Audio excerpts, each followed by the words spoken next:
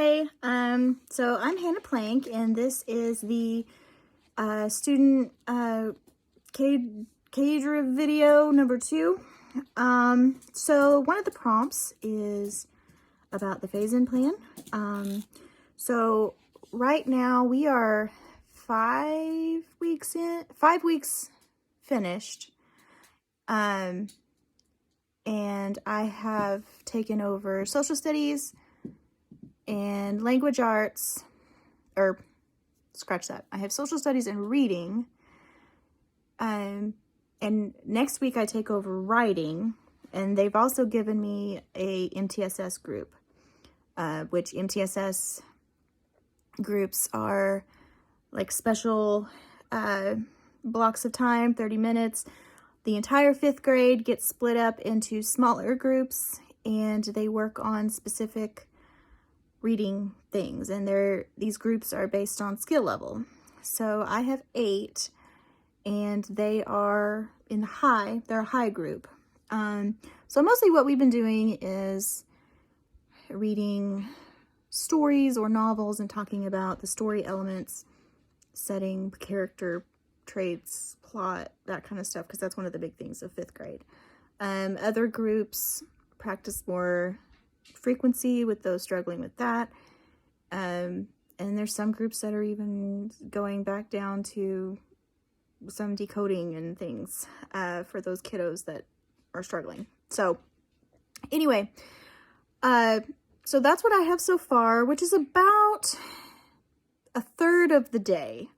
I'm at about a third of the day, which is pretty good. And then I've also been doing some of the transition times, because obviously that's a thing too. So that's where we are. We've strayed a little bit from the original plan, just because life, stuff happens. But I think it'll still be fine. As far as the PPAT, I don't know. I feel like I'm not doing very good on it, but I guess it's because I don't really know what they want. I'm very short and sweet and to the point, and I'm not even coming close to the character limit, so I'm like, do they need more? I don't really know. And so I have task 1 submitted and done. I've looked over task 2 and 3, and I'm confused. I have no idea. So I've kind of put it on the back burner until our meeting about it this next week, and then maybe I'll understand more and can take on more. But I also, when? And am I going to have time to work on it? Which brings us to time management. So lesson plans and teaching, PPAT, and my family. I have 2 kiddos and a husband and life responsibilities. I'm all over the place. I'm a hot mess, as we can see. So it's one of those, I know some things are going to have to give or figure out ways to multitask. I haven't figured out how to do that yet. I feel like if I work on things at school, I'm missing out on the observation time that I could be having. And I've also been doing a lot of, and the subjects I don't have that she's teaching, and the para and I are kind of going around and watching and helping individuals, stay on track, catch up, that kind of thing, which is needed, and it's building a rapport with those students that they know that they can, come to me with problems just like anything else. But it means I have no time to work on anything else during the day.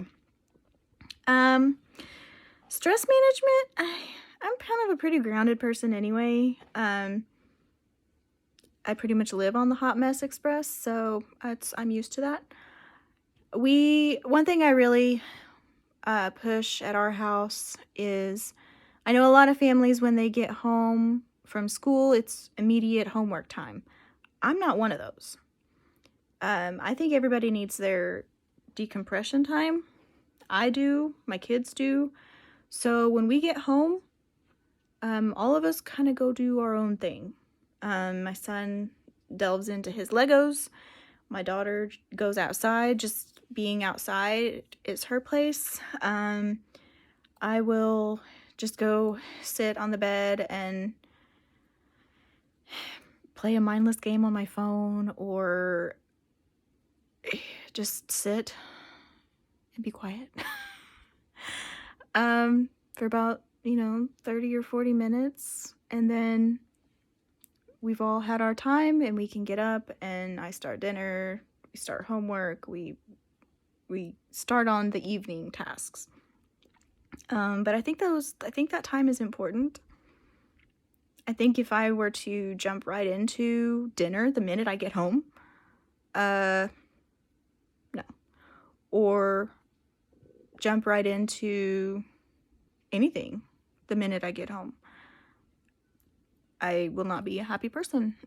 So that I call it the decompression time, and it's vitally important and sacred. And even for the kids, they need it. They've had a busy day. They need some time where someone's not expecting something from them. They don't have to sit still. They don't have to stay quiet.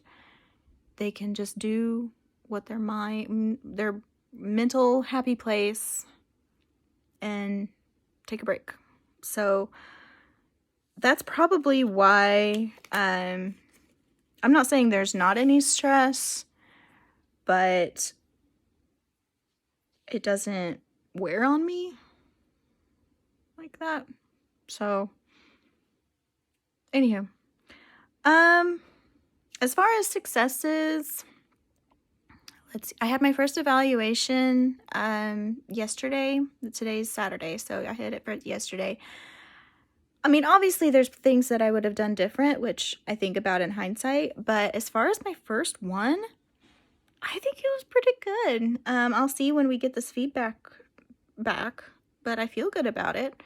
I know it's always improve. I mean, that's the whole point of student teaching. But I feel pretty good about it. And I've made strides with a couple students who are difficult. So we have one, and of course I'm not saying names, but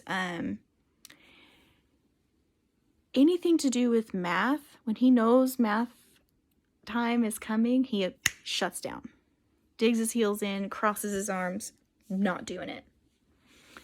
And rather than working the problems like all the other students are doing with the teacher and stuff, he's just like, nope, puts his head down, all that.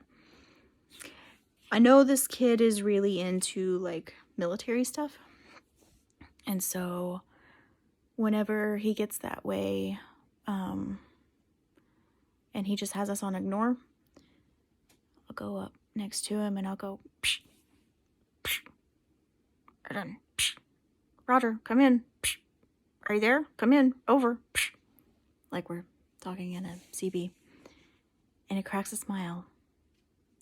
And it brings him back. Like, there he is. There's I can't say his name. That's hard. Now, he still doesn't necessarily move on. He still doesn't necessarily work as he's supposed to, but he's at least not shut down. So I've found a way to, get through in a silly way. And I'm still struggling with what our students are able to do and what they're not able to do. I feel like I should have already had a hold of that by now. We have a lot of very low students in our class, and even my cooperating teacher, this is the first time in quite a few years that she's actually had special ed students in her class and needed a para. So in that sense, I feel good because it's not just me. But I feel like I'm continually lowering my expectations to find something that they can do. Things I would have thought 5th grade could do by now, they're not able to. So that's still a struggle. And